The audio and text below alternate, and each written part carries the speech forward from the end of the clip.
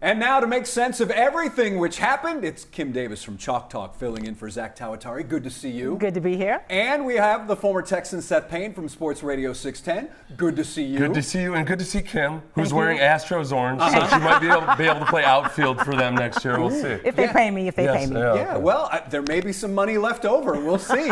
So how satisfied are we after this win over the Dolphins? That's what the satisfaction survey is for. It's over there, and Seth is filling out his first. Look, always going to be satisfied with the win. The defense was magnificent today. I'm very satisfied with the defense. At some point, the offense has to score more than 30 points, but good overall team victory today. I'm going to go with satisfied. All right, Kim.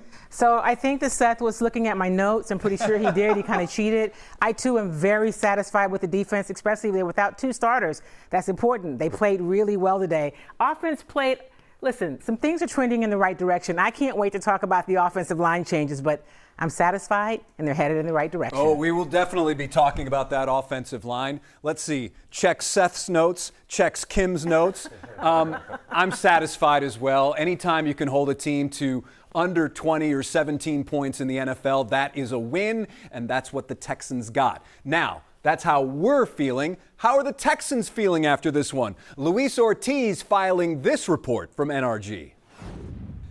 And now the big question is, but I think it's been a question that's been asked over and over and over, how far can this team really go with this offense and what we saw again against Miami? A couple things about today. I think that my big question was, okay, what's Blake Fisher going to do at right tackle? We've seen Titus Howard at guard before. We know he's a better tackle than he is a guard, but I think there's a good chance that Titus Howard is the best option at guard right now. Yeah. I wanted to see how Blake Fisher would hold up, and I would say through the first 3 quarters, I think he did a great job. Yeah. Even against Calais Campbell, big, strong veteran player. That's what I worry about with Blake Fisher. He's still he's got that kind of svelte body of a young offensive lineman.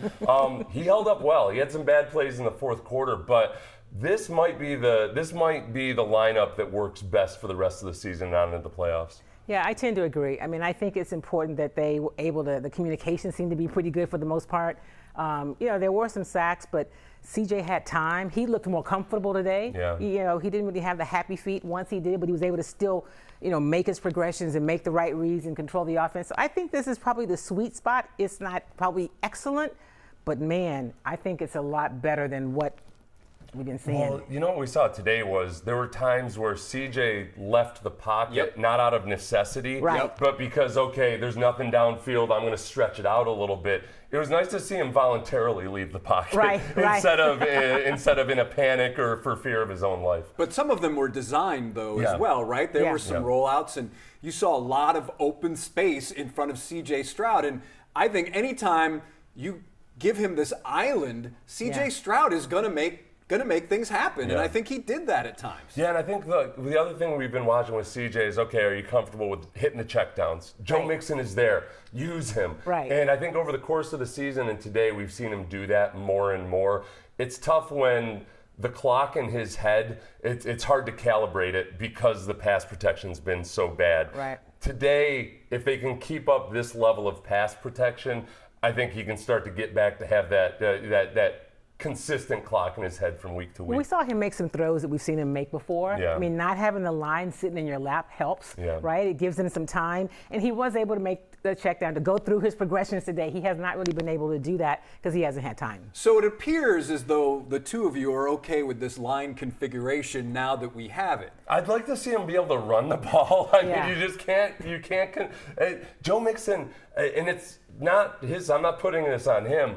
When they go up against bad defenses, hey, he'll average 5 yards per carry. They'll have over 100 yards rushing. Versus some of the more physical defenses, you see Joe Mixon get 2 yards per carry like he did today. That's my big concern against the really good playoff teams. And I was wondering that as well, because Joe Mixon had 20-something yards rushing. Right. Can this team sustain any offensive long drives when your bell cow isn't picking up more than 1 or 2 yards a carry? I think for this team to make a run the way they are right now and the way they've been playing, I think you have to have a defensive effort, kind of like we saw today, where they go on a run and they're just forcing so many turnovers and they're creating such havoc that you're leaning on this defense. And hopefully the offense can improve somewhat, but time's running out. The defense, this team is going to go where the defense takes it, but also it's the first time we've seen this configuration on the offensive line, right? Yeah. So give it a week or two. Hopefully you get this week against Kansas City, they're a little better, but it's trending in the right direction. Or give it 2 games in 5 days. Right. We have to find out really quickly. Exactly. We'll know within the next 10 days how it's going. Exactly. So you mentioned, and I think we both agree, and all of us agree, that this team will go as far as the defense. Is this a Super Bowl caliber defense? A defense which could win you a Super Bowl if the offense is just passable? Right. Okay. So the teams that have won Super Bowls specifically because of their defense, you got to go back to the early 2000s, really, with the Ravens and with the Ravens. Oh, Tampa Bay. Tampa Bay. And those were all-time elite defenses. I don't know if they're quite there yet. I think the way the defensive backfield played today, that was a really good start. Now they're going to face better quarterbacks in Tua Tagovailoa. But this is a defense that's grown in some ways throughout the course of the season. If they can get rid of some of the hiccups mentally and technique-wise in the secondary, I think they can be. I don't know if this is the year that they'll evolve into that.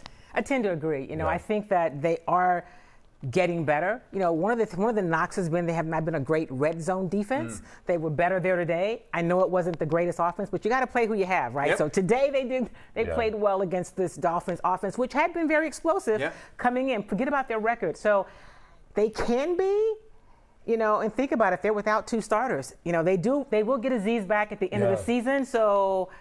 And then Christian Harris, as he gets back into health and his football legs underneath him, that maybe more and more impact plays out of him. D'Amico said they get a lot faster with Harris. He goes, he does something I cannot coach, and that's speed. So he took out one of the guys holding the yard markers today with such speed. I was nervous for this guy. He was all right. He was all right.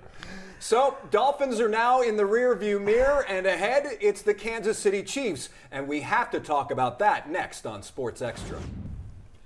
We know the Chiefs have played a lot of close games. Sunday was not one of them. However, should Patrick Mahomes be hobbled, will that affect the Texans' game plan defensively? I think that a lot of it with D'Amico comes down to how comfortable is he blitzing.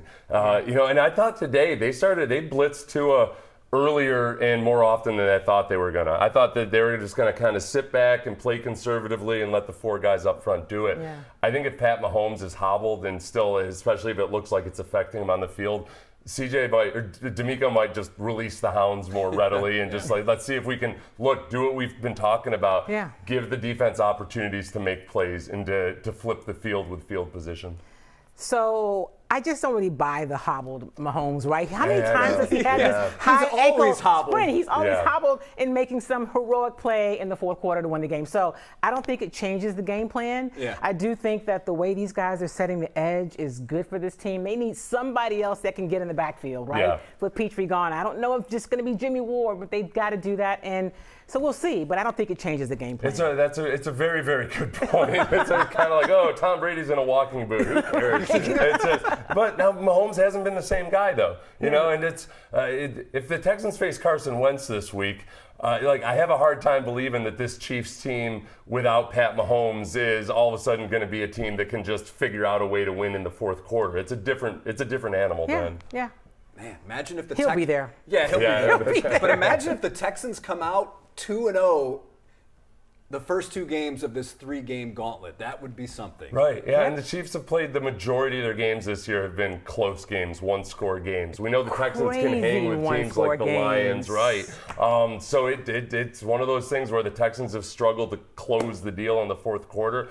It's probably going to be that kind of game. They'll close it. If they're there, they'll close it. They're going to finish. That's what they're working on. That'll be the week. That'll be the week. The Texans finish next week versus the Chiefs. That's right.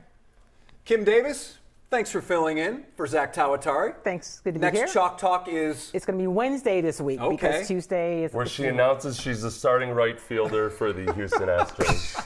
I'm not telling you how much I make, though. Yeah. And, of course, you can always listen to Seth Payne on Sports Radio 610 mornings. Both of you, thanks for being here. Thanks for having us. All right.